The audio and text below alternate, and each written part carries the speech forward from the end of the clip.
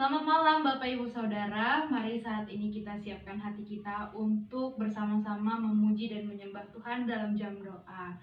Saat ini mari kita naikkan pujian dalam nama Yesus disambung dengan kami bertemu lagi.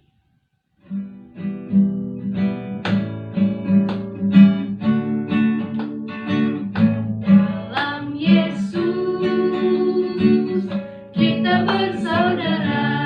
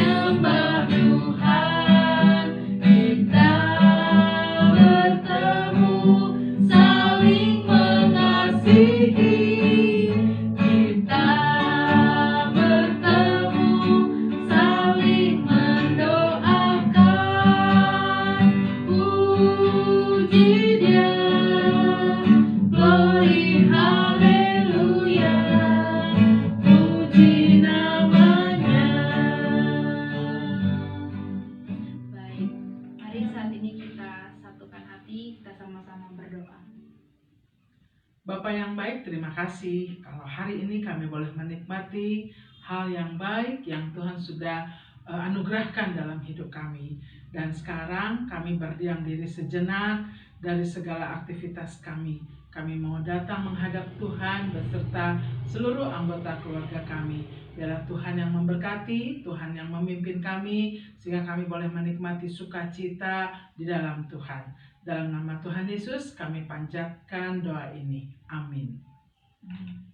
Baik, sebelum kita mendengarkan firman Tuhan, mari kita sekali lagi menaikkan pujian mujizat itu nyata.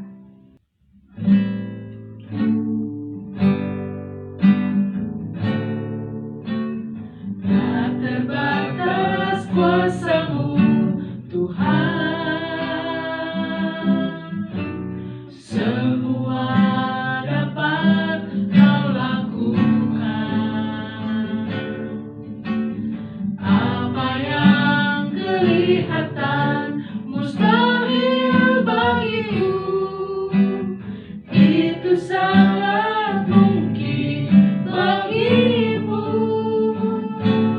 Di saat ku tak berdaya,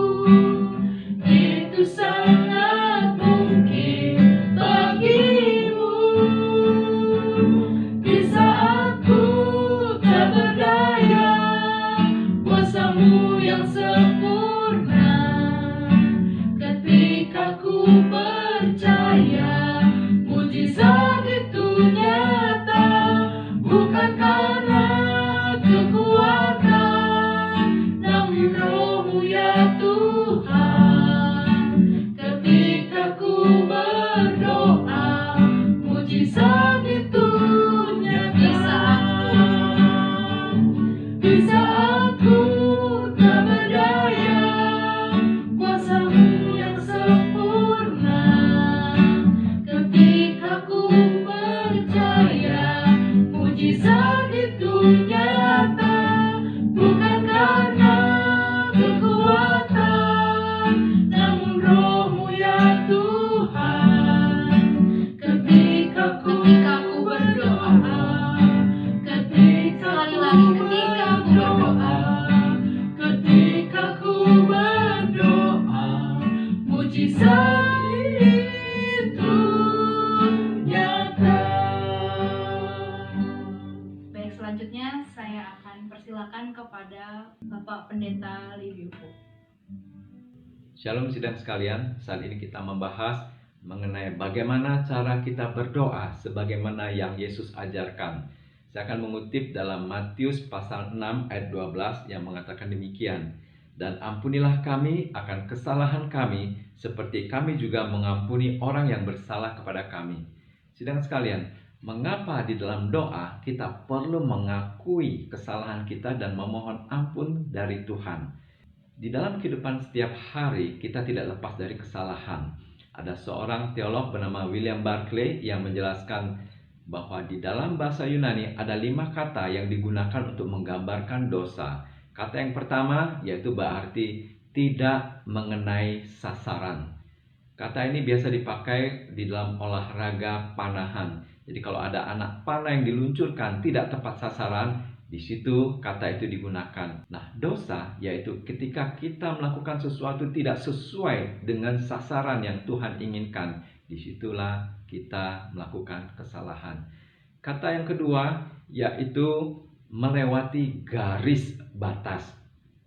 Jadi ada garis yang memisahkan antara yang benar dan salah. Ketika seseorang melintasi garis batas itu, dia sudah melakukan kesalahan. Kata yang ketiga yaitu tergelincir. Kalau seseorang berjalan tergelincir, maka dia jalannya tidak akan lurus. Kadang belok ke kanan, kadang belok ke kiri. Nah, demikianlah dalam kehidupan kita. Kadang kita berjalan tergelincir ke kanan, tergelincir ke kiri, tidak berjalan lurus. Di situ kita melakukan kesalahan. Kemudian yang keempat, kata yang digunakan untuk menjelaskan kata dosa yaitu tidak melakukan sesuai dengan hukum. Kita tahu apa yang benar, yang baik, tapi kita dengan sengaja melanggarnya. Di situ adalah suatu kesalahan. Tapi ada kata kelima yang mungkin lebih tepat menggambarkan dalam ajaran Yesus di dalam doa ini, yaitu gagal dalam membayar hutang atau gagal dalam melunasi setiap tugas atau kewajiban kita. Mungkin kata ini lebih tepat untuk menggambarkan bagaimana kita dalam kehidupan kita tidak bisa melakukan semaksimal sebaik sesuai dengan tuntutan Tuhan. Disitulah ketika kita datang kepada Tuhan dan berdoa, kita mohon ampun kepada Tuhan karena kita gagal menyenangkan Tuhan, gagal melakukan sesuatu sesuai dengan tugas dan kewajiban yang harus kita lakukan. Kalau kata yang kelima ini digunakan untuk menuju kata dosa, maka tidak ada seorang pun yang bisa sempurna. Tidak ada seorang pun yang bisa melakukan tugasnya dengan baik. Oleh karena itu, di dalam doa kita perlu mengakui, Tuhan, aku tidak melakukan sesuai dengan yang Tuhan inginkan. Mohon ampun. Saudara sekalian, ini adalah doa yang mengungkapkan identitas kita sebagai umat Tuhan yang tidak sempurna selama di dunia ini. Kita mengakui kekurangan kita di hadapan Tuhan. Namun ada kalimat selanjutnya, yaitu sama seperti kami pun mengampuni orang yang bersalah kepada kami. Nah, di sini ketika ada orang yang melakukan kesalahan, ketika orang itu mengakui kesalahannya dan bertobat, kita pun perlu untuk memahami dan mengampuninya. Demikian tugas orang-orang Kristen terhadap orang-orang yang bertobat. Mereka perlu memahami, mengerti, dan memberikan pengampunan. Sebagaimana Yesus ajarkan dalam suatu perumpamaan ketika Petrus bertanya kepada Yesus, "Tuhan, kalau saudara saya berdosa terhadap saya, berapa kali saya harus mengampuni dia? Sampai 7 kalikah?" Yesus katakan, "Bukan 7 kali, tapi 70 kali 7 kali." Artinya, ampunilah sebanyak mungkin yang bisa kau lakukan. Selanjutnya Yesus menjelaskan dalam suatu perumpamaan, ada seorang raja yang memanggil hambanya yang berhutang kepadanya bermiliar-miliar untuk menyelesaikan hutangnya. Karena hamba itu tidak sanggup melunasinya, maka raja memerintahkan agar hamba itu dijual bersama dengan anak istrinya dan segala harta miliknya untuk membayar hutangnya. Tetapi hamba itu sujud di hadapan raja itu dan memohon, "Tuhan, sabarlah terhadap hamba. Hamba akan melunasi semua hutang hamba." Raja itu kasihan kepadanya sehingga ia menghapuskan semua hutangnya. Nah, ketika hamba itu keluar, ia berjumpa dengan kawannya, seorang hamba juga yang berutang kepadanya hanya beberapa juta rupiah. Ia menangkap kawannya itu, mencekiknya dan berkata, "Bayarlah semua hutangmu." Lalu kawannya itu sujud di depannya sambil memohon, "Sabarlah dulu kawan, semuanya akan saya bayar." Tetapi hamba itu menolak, sebaliknya ia memasukkan dia ke dalam penjara sampai ia membayar hutangnya. Ketika hamba-hamba yang lain melihat apa yang sudah terjadi, mereka sedih dan melaporkan hal itu pada raja. Maka raja itu memanggil hamba yang jahat itu dan berkata kepadanya, "Hamba yang jahat, seluruh utangmu sudah kuhapuskan miliaran rupiah hanya karena engkau memohon kepadaku. Bukankah engkau pun harus menaruh kasihan kepada kawanmu seperti aku pun menaruh kasihan kepadamu?" Raja itu sangat marah. Hamba yang jahat itu dimasukkannya ke dalam penjara sampai ia melunasi semua hutangnya. Yesus mengakhiri cerita ini dengan kata-kata begini, "Begitu juga Bapakku di surga akan memperlakukan kalian masing-masing kalau kalian tidak mengampuni saudaramu dengan ikhlas." Saudara sekalian, pengampunan yang Yesus tuntut untuk kita boleh lakukan terhadap saudara-saudara kita yang bertobat itu sejalan dengan pengampunan yang sudah Tuhan berikan bagi kita. Tuhan sudah mengampuni kita begitu besar dan begitu luar biasa. Alkitab mengatakan dalam Mazmur 103 ayat 12 dikatakan, "Sejauh timur dari barat, demikian dijauhkannya daripada kita pelanggaran kita."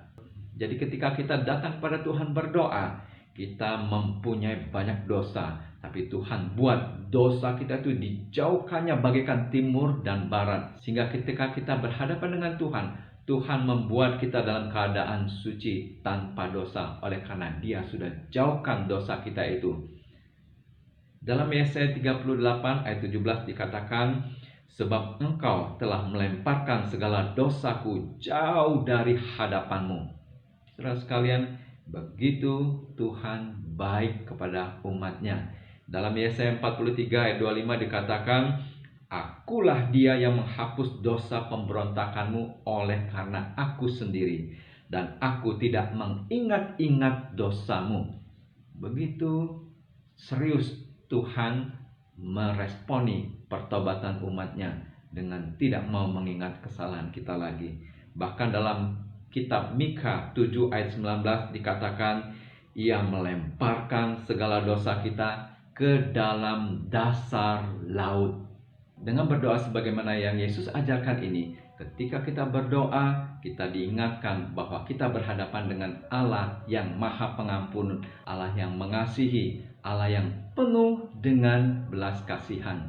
Dan ketika dalam praktek sehari-hari kita mengampuni saudara-saudara kita yang bertobat, maka sesungguhnya kita sedang memberitakan mengenai Allah yang Maha Pengampun.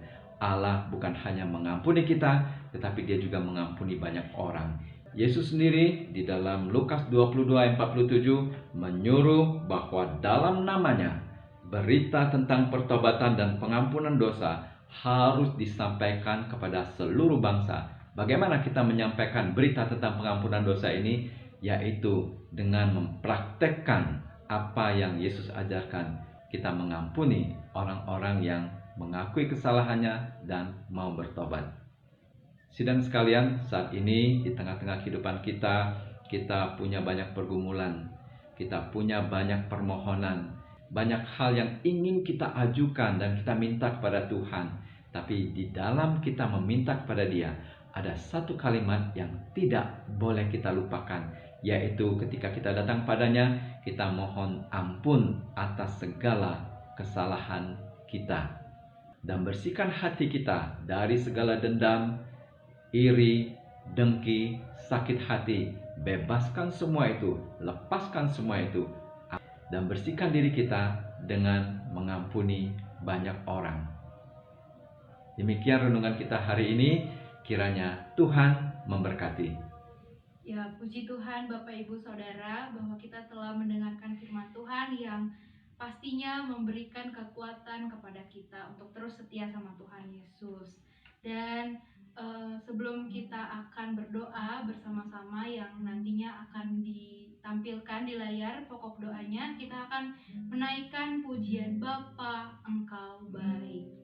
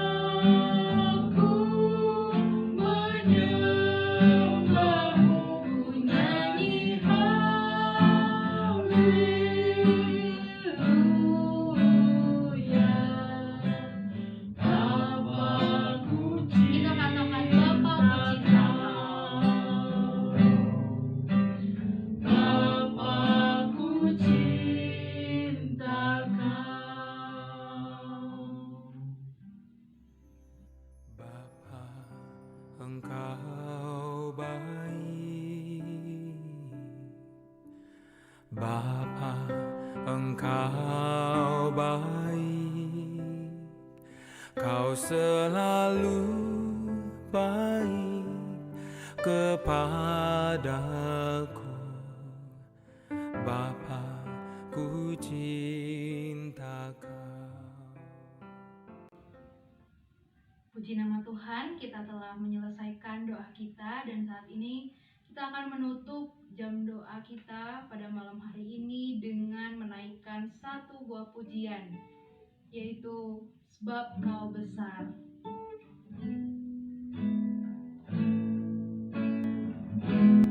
Ku beri kemuliaan dan hormat, ku angkat suara pujian, ku agungkan nama